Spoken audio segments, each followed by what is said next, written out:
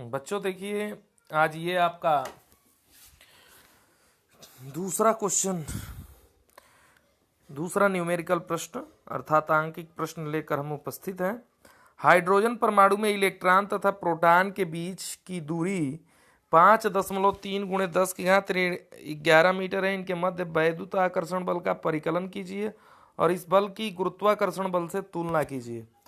देखिए, आप न्यूटन का गुरुत्वाकर्षण नियम 11वीं कक्षा में पढ़ चुके हैं, जिससे आप जानते हैं कि ब्रह्मांड के किन्हीं भी दो कणों के बीच एक आकर्षण बल कार्य करता है, जिन्हें हम गुरुत्वाकर्षण बल कहते हैं।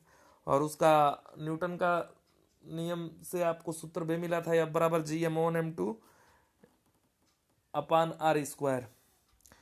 तो उसी तरह से यहाँ आपने कूलाम का नियम वैद्युत बल के लिए पढ़ा है। तो इन दोनों सिद्धांतों कूलाम के नियम और न्यूटन के नियम से क्रमशः वैद्युत बल और गुरुत्वीय बल की गणना करके और उनकी तुलना करना है।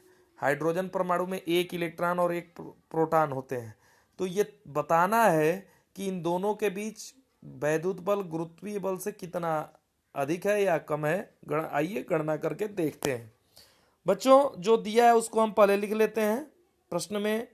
ये प्रोटॉन का द्रव्यमान याद भी होना चाहिए हमें, 1.6 गुणे 10 की घात ऋण 27 किलोग्राम। इलेक्ट्रॉन का द्रव्यमान 9.11 गुणे 10 की घात ऋण 31 किलोग्राम होता है। और प्रोटॉन पर आवेश की मात्रा 1.6 गुणे 10 की घात ऋण 19 कूलाम। इलेक्ट्रॉन पर आवेश की मात्रा ये 1.6 गुणे 10 की घात ऋण 19 कूलाम का ऋण आवेश।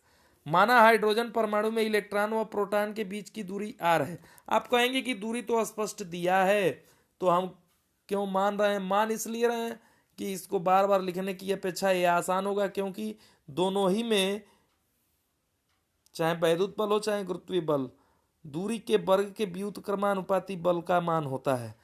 ये जब हम अनुपात निकालेंगे कैंसिल हो जाएगा, इसलिए सुविधा के लिए हम इन दोनों के बीच की दूरी को r मान रहे हैं। तभी वह P के बीच कार्यरत वैद्युत बल कूलाम के नियम से हम ये मिलेगा समीकरण 1 में F ऑफ E बराबर 1/4πε0 Q1 Q2 अपान r स्क्वायर। और E व P के बीच कार्यरत गुरुत्वाकर्षण बल F ऑफ G बराबर -G/m1 अपान r स्क्वायर।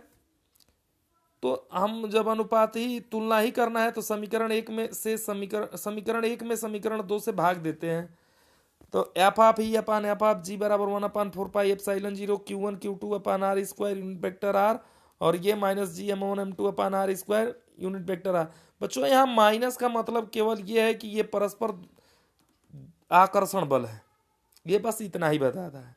और यहाँ देखेंगे यूनिट वेक्टर r और ये r स्क्वायर कैंसिल हो जाएगा। 1/4πε0 का वैल्यू 9.9 इंटू 10⁻⁹, फिर Q1 Q2 का दोनों का ही मान 1.6 इंटू 10⁻19, और फिर 1.6 इंटू 10⁻19, और ये G की वैल्यू 6.67 इंटू 10⁻11, और ये आप देख रहे हैं M1 और M2 की वैल्यू, यानी M ऑफ प्रोटॉन और मास ऑफ प्रोटॉन और मास ऑफ इलेक्ट्रॉन हम रख रहे हैं 1.67 गुणे 10 की घात ऋण 27 किलोग्राम, और ये 9.11 गुणे 10 की घात ऋण 31 किलोग्राम।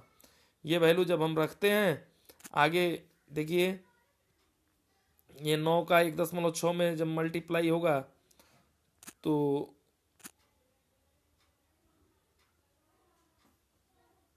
ये आएगा आपका 9 गुणे 2.56 गुणे 10 की घात ऋण 38 अधन। आधार बराबर है तो घातें जुटेंगी, और ये 6.67 गुणे 1.67 गुणे 9.11 10 की घात ऋण 11 ऋण 27 और 31 जुटेंगे, क्योंकि आधार बराबर है। ये ऊपर मल्टीप्लाई होगा 23.04 गुणे 10 की घात ऋण 29, और ये मल्टीप्लाई हुआ तो 101.47539 10 की घात ऋण 11 ऋण 27 ऋण 31। तो ये दो स्थान दशमलव इधर भी जाएगा तो ये दो और घटेगा।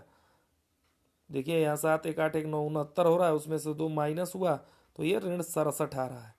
2.304 में 1.0147 से भाग देंगे तो 2.27 आएगा, और ये ऋण 28 और ऋण 67 जाएगा ऊपर तो धन 67 से 28 माइनस हो जाएगा, 39 बचेगा। अतः स्पष्ट है कि इलेक्ट्रॉन व प्रोटॉन के बीच विद्युत बल गुरुत्वाकर्षण बल का 2.27 गुणे 10 की घात 39 गुना होगा। अतः यह स्पष्ट है कि एक इलेक्ट्रॉन और एक प्रोटॉन के बीच कार्य करने वाला वैद्युत बल गुरुत्वाकर्षण बल की अपेक्षा बहुत अधिक प्रबल होता है। धन्यवाद।